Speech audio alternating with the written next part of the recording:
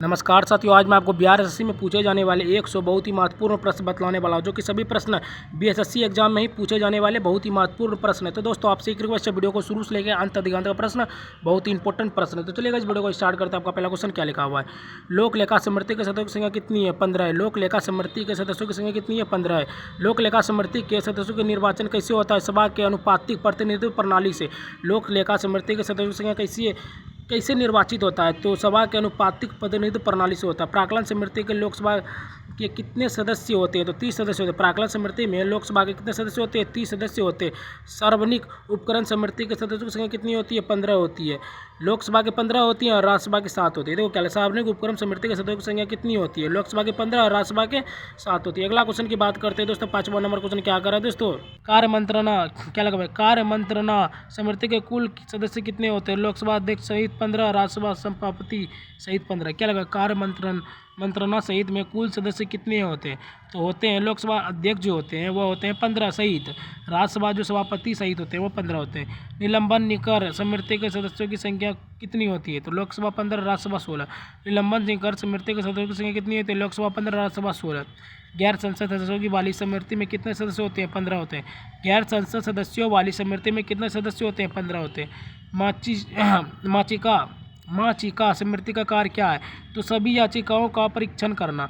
माचिका समिति का कार्य का सभी याचिकाओं का परीक्षण करना। अगला क्वेश्चन की बात करते हैं। 109 नंबर क्वेश्चन क्या करा दोस्तों? विशेषाधिकार समिति के सदस्यों की संख्या कितनी है? तो लोकसभा 15, राज्यसभा 10। विशेषाधिकार समितियों के सदस्यों की संख्या कितनी है? लोकसभा 15, राज्यसभा 10। अर्थ समितियों का मुख्य कार्य क्या है? तो विभिन्न मंत्रालयों के व्यय और सीएजी के प्रतिवेदन पर विचार करना। अर्थ मंत्री स्त्रियों का जो मुख्य कार्य क्या है? तो विभिन्न मंत्रालयों के व्यय और सीएजी के प्रतिवेदन पर विचार करना। धन प्राक्कलन समिति का मुख्य कार्य क्या है? निर्धारित नीति के अनुरूप व्यय की जांच करना। धन प्राक्कलन समिति का मुख्य कार्य क्या है? निर्धारित नीति के अनुरूप व्यय की जांच करना। सार्वजनिक उपक्रम समिति का कार्य क्या है? तो सार्वजनिक प्रतिष्ठानों के लेखा और प्रतिवेदन की समीक्षा करना। सार्वजनिक उपक्रम समिति का कार्य क्या है? तो सार्वजनिक प्रतिष्ठानों के लेखा और प्रतिवेदन की समीक्षा करना। अगला क्वेश्चन की बात करते हैं। 113वां नंबर क्वेश्चन क्या कर रहे दोस्तों? सदन की कार्यवाही में समय निर्धारित समिति किसके अध्यक्षता में होती है? तो लोकसभा अध्यक्ष, राज्यसभा सभापति में होती है। क्या लिखा हुआ है? सदन की कार्यवाही में समय निर्धारित समिति किसके अध्यक्ष में होती है? तो लोकसभा अध्यक्ष और राज्यसभा सभापति में होती है। संसदीय प्रक्रिया समिति का कार्य क्या है? तो संसदीय कार्यवाही पर विचार करना। संसदीय प्रक्रिया समिति का कार्य क्या है? तो संसदीय कार्यवाही पर विचार करना। संविधान संशोधन विधेयक की जांच कौन करता है? तो संसद प्रक्रिया द्वारा करता है। संविधान संशोधन विधेयक की जांच कौन करता है? तो संसदीय प्रक्रिया समिति द्वारा करता है। याचिका समिति का कार्यकाल कितना होता है? 1 वर्ष होता है। याचिका समिति का जो कार्यकाल होता है वह 1 वर्ष का होता है। अगला क्वेश्चन की बात करते हैं दोस्तों। 117वां नंबर क्वेश्चन क्या कर रहा है दोस्तों?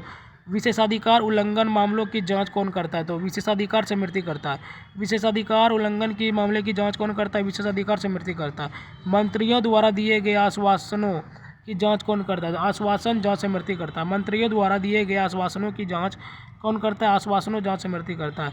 नियमों और अधिनियम की जांच कौन करता है? तो कानून और नियम पालन समिति करता है। नियमों और अधिनियम की जांच कौन करता है? कानून और नियम पालन समिति करता है।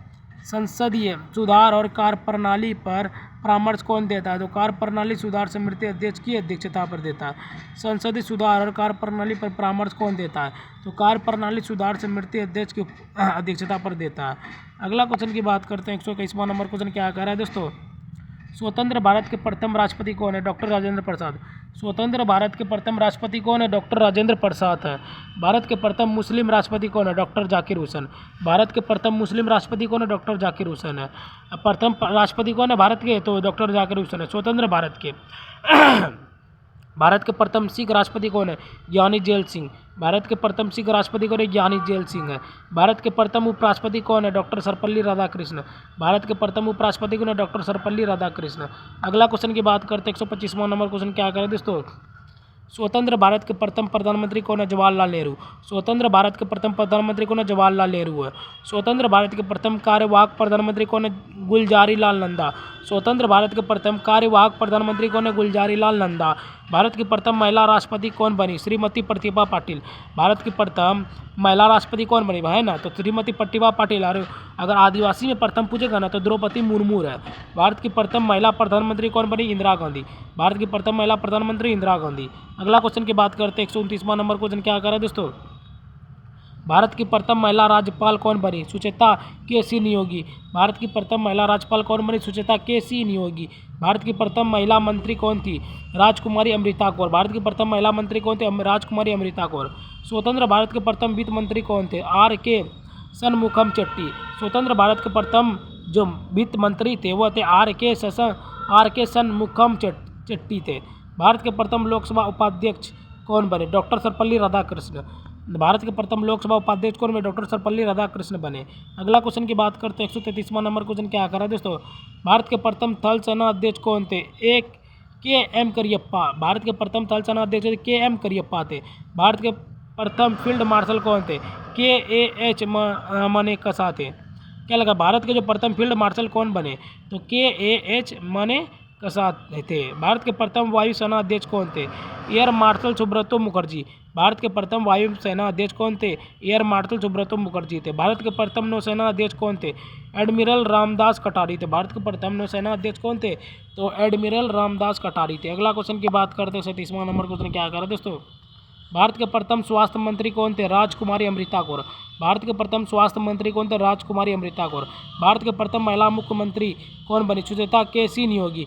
भारत के प्रथम महिला मुख्यमंत्री कौन बनी? सुचेता केसी नियोगी बने। भारत का प्रथम विधान संशोधन कब हुआ? 1951 में। भारत का प्रथम विधान संशोधन 1951 में।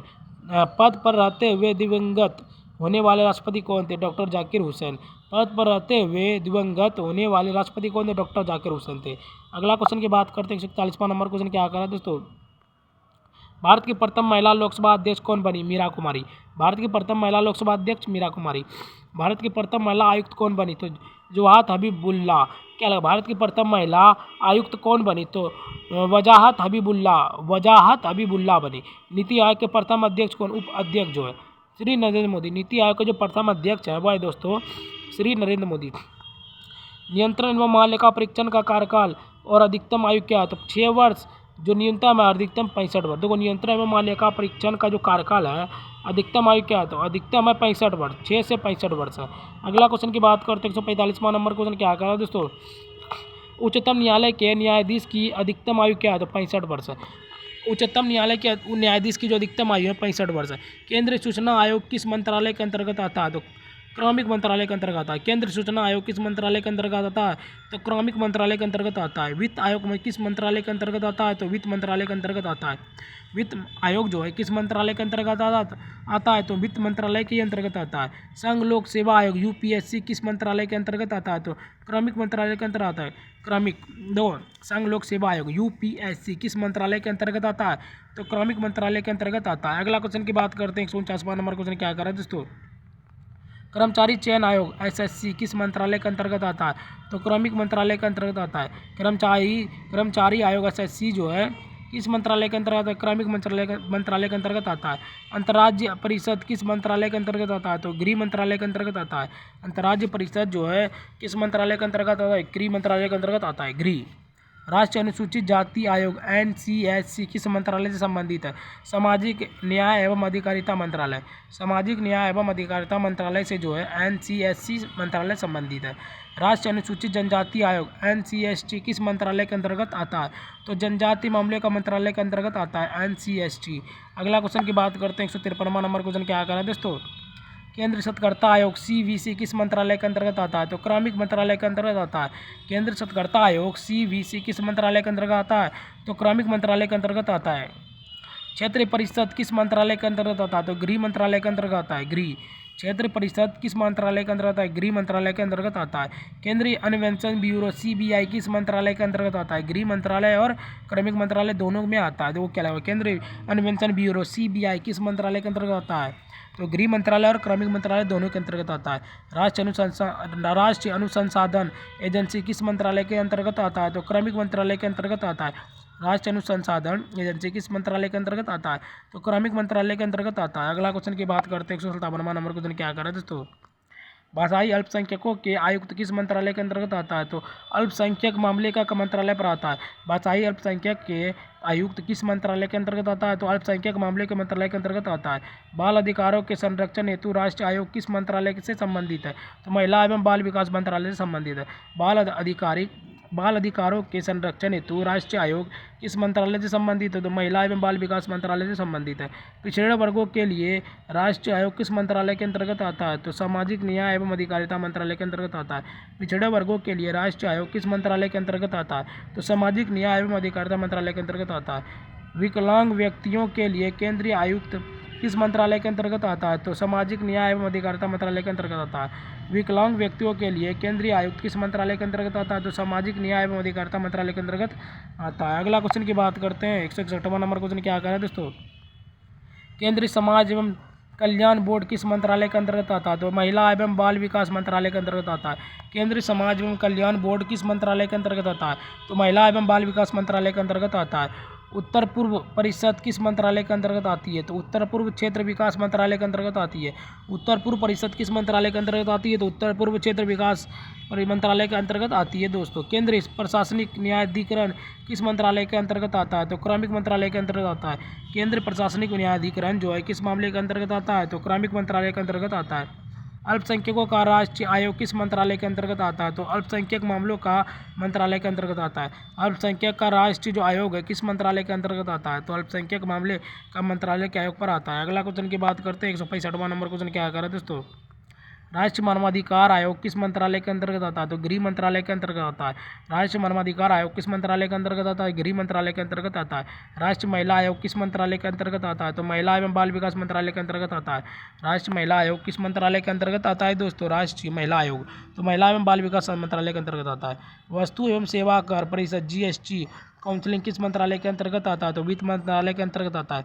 वस्तु एवं सेवा कर परिषद जिसको कहते हैं GST काउंसिलिंग किस मंत्रालय के अंतर्गत आता है? तो वित्त मंत्रालय के अंतर्गत आता है। लोकपाल किस मंत्रालय से संबंधित है? स्वतंत्र निकाय सत्यापन हेतु से। लोकपाल किस मंत्रालय से संबंधित है? तो स्वतंत्र निकाय सत्यापन हेतु से संबंधित है। अगला क्वेश्चन की बात करते हैं 169वां नंबर क्वेश्चन क्या करें दोस्तों? राष्ट्रीय अनुवेंशन अभियान किस मंत्रालय के अंतर्गत आता है? तो कार्मिक मंत्रालय और गृह मंत्रालय के अंतर्गत आता है। राष्ट्रीय अनुवेंशन अभियान किस मंत्रालय के अंतर्गत आता है? तो कार्मिक मंत्रालय और गृह मंत्रालय के अंतर्गत आता है। भारत के माननीयवादी अटॉर्नी जनरल ऑफ इंडिया किस मंत्रालय के अंतर्गत आता है? तो विधि एवं न्याय मंत्रालय के अंतर्गत आता है। भारत के माननीयवादी अटॉर्नी जनरल ऑफ इंडिया जो है किस मंत्रालय के अंतर्गत आता है? तो विधि एवं न्याय मंत्रालय के अंतर्गत आता है। भारत का महान्यायवादी भारत का जो महान्यायाधिकर्ता जो है वह किस मंत्रालय से संबंधित है? विधि एवं न्याय मंत्रालय से संबंधित है। सोलिसिटर जनरल क्या है? भारत के जो महान्यायाधिकर्ता जो है सोलिसिटर जनरल जो है किस मंत्रालय से संबंधित है? विधि एवं न्याय मंत्रालय से संबंधित है। भारत का विधि आयोग लॉ कमीशन किस मंत्रालय से अंतर्गत आता है? तो विधि एवं न्याय मंत्रालय के अंदर आता है।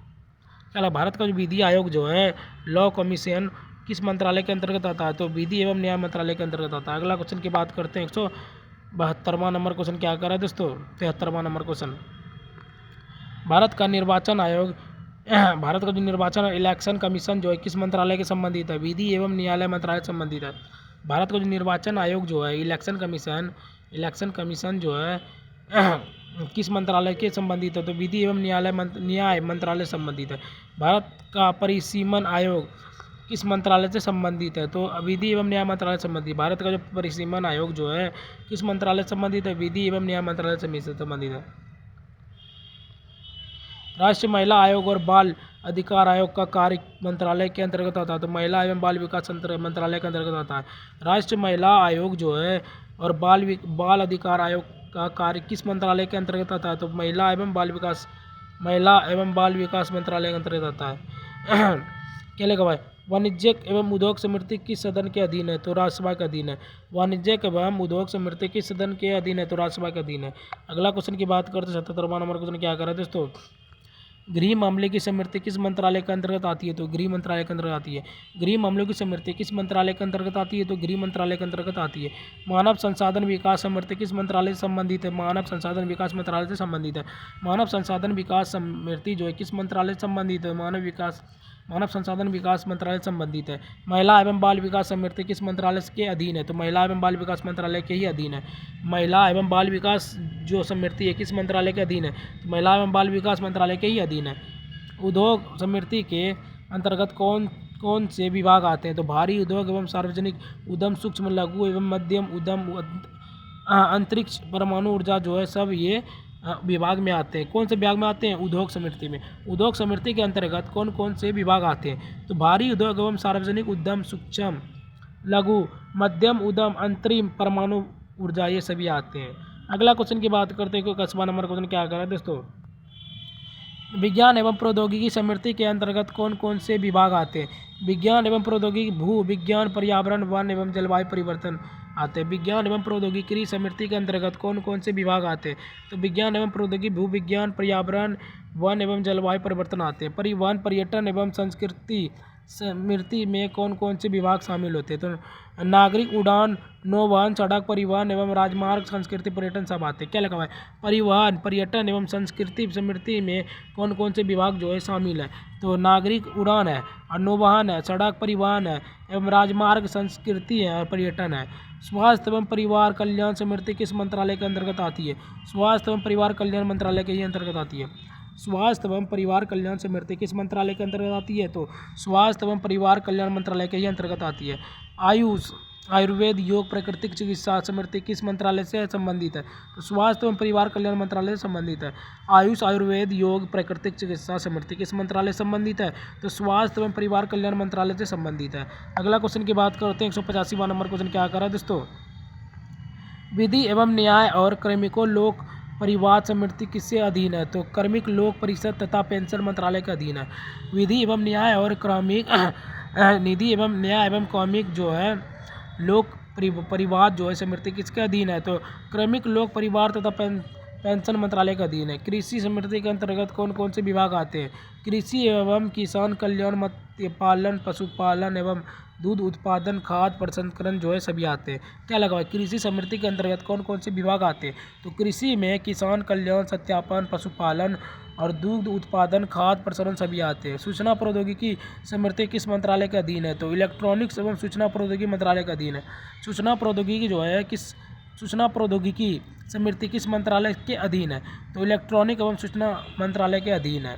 इलेक्ट्रॉनिक एवं सूचना प्रौद्योगिकी मंत्रालय के अधीन है। रक्षा समृद्धि किस मंत्रालय के अंतर्गत आती है? तो रक्षा मंत्रालय के अंतर्गत आती है। रक्षा समृद्धि जो है किस मंत्रालय के अंतर्गत आती है? तो रक्षा मंत्रालय के अंतर्गत ही आती है। अगला क्वेश्चन की बात करते हैं। 189वां नंबर क्वेश्चन क्या कर रहा है दोस्तों? ऊर्जा समृद्धि में कौन कौन विभाग शामिल है? तो ऊर्जा, नवीन एवं अक्षय ऊर्जा है। ऊर्जा समृद्धि में कौन कौन से विभाग शामिल है? ऊर्जा, नवीन एवं अक्षय ऊर्जा शामिल है। विदेश मामले की समृद्धि किस मंत्रालय से संबंधित है? विदेश मंत्रालय से संबंधित है। विदेश मामले की समृद्धि किस मंत्रालय से संबंधित है? विदेश मामले से संबंधित है। विदेश मंत्रालय से संबंधित है विदेश मामले। वित्त समृद्धि के अंतर्गत कौन कौन से विभाग आते हैं? तो वित्त आयोग, सांख्यिकी एवं कार्यक्रम कार्यान्वयन आते हैं। क्या लगा? वित्त समृद्धि के अंतर्गत कौन कौन से विभाग आते हैं? तो वित्त योजना, सांख्यिकी एवं कार्यक्रम कार्यान्वयन आते हैं। अगला क्वेश्चन की बात करते हैं। 192वां नंबर क्वेश्चन क्या करा दोस्तों? खाद्य उपभोक्ता मामले एवं जन वितरण समृद्धि किस मंत्रालय से संबंधित है? उपभोक्ता मामले, खाद्य एवं जन वितरण, कौशल विकास एवं उद्यमशीलता जो है सभी आते हैं। खाद्य उपभोक्ता मामले एवं जन वितरण समृद्धि किस मंत्रालय से संबंधित है? तो उपभोक्ता मामले, खाद्य एवं जन वितरण, कौशल विकास एवं उद्यमशीलता से संबंधित है। श्रम समृद्धि किस मंत्रालय के अंतर्गत आती है? तो श्रम समृद्धि आते हैं श्रम एवं रोजगार, कपड़ा, वस्त्र, पेट्रोलियम एवं प्राकृतिक गैस सभी समृद्धि है। श्रम समृद्धि किस मंत्रालय के अंतर्गत आती है? तो श्रम एवं रोजगार, कपड़ा, वस्त्र, पेट्रोलियम एवं प्राकृतिक गैस समृद्धि में आते हैं। रेलवे समृद्धि किस मंत्रालय के अधीन है? तो रेल मंत्रालय के। रेलवे समृद्धि किस मंत्रालय के अधीन है? रेल मंत्रालय के अधीन है। नगर विकास समृद्धि के अंतर्गत कौन कौन से विभाग आते हैं? तो आवास एवं नागरिक मामले आते हैं। क्या लगा भाई? नगर विकास समृद्धि के अंतर्गत कौन कौन से विभाग आते हैं? तो आवास एवं नगरीय मामले आते हैं। अगला क्वेश्चन की बात करते हैं। 196वां नंबर क्वेश्चन क्या कर रहा है दोस्तों? जल संसाधन समृद्धि किस मंत्रालय का अधीन है? तो जल शक्ति मंत्रालय का अधीन है। जल संसाधन समृद्धि किस मंत्रालय का अधीन है? तो जल शक्ति मंत्रालय का अधीन है। रसायन एवं उर्वरक समृद्धि किस मंत्रालय के अंतर्गत आती है? तो रसायन एवं उर्वरक मंत्रालय के अंतर्गत आती है। रसायन एवं उर्वरक समिति किस मंत्रालय के अंतर्गत आती है? तो रसायन एवं उर्वरक मंत्रालय के अंतर्गत आती है। ग्रामीण विकास समिति के अंतर्गत कौन कौन से विभाग आते हैं? तो ग्रामीण विकास पंचायती राज आते हैं। ग्रामीण विकास समिति के अंतर्गत कौन कौन से विभाग आते हैं? तो ग्रामीण विकास पंचायती राज आते हैं। कोयला एवं इस्पात समिति किस मंत्रालय का अधीन है? तो कोयला कोयला इस्पात समिति किस मंत्रालय का अधीन है? तो कोयला मंत्रालय का अधीन। अगला क्वेश्चन की बात करते हैं। 200वां नंबर क्वेश्चन क्या कर रहा है दोस्तों? सामाजिक न्याय एवं अधिकारिता समिति में कौन कौन से विभाग शामिल है? सामाजिक न्याय एवं अधिकारिता विभाग और दिव्यांगजन सशक्तिकरण विभाग शामिल है। सामाजिक न्याय और अधिकारिता समिति में कौन कौन से विभाग शामिल है? इसका आंसर क्या है? सामाजिक न्याय एवं अधिकारिता विभाग और दिव्यांगजन सशक्तिकरण विभाग सभी शामिल है।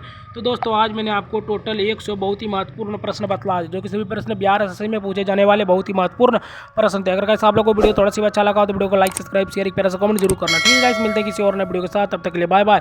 जय हिंद, जय भारत।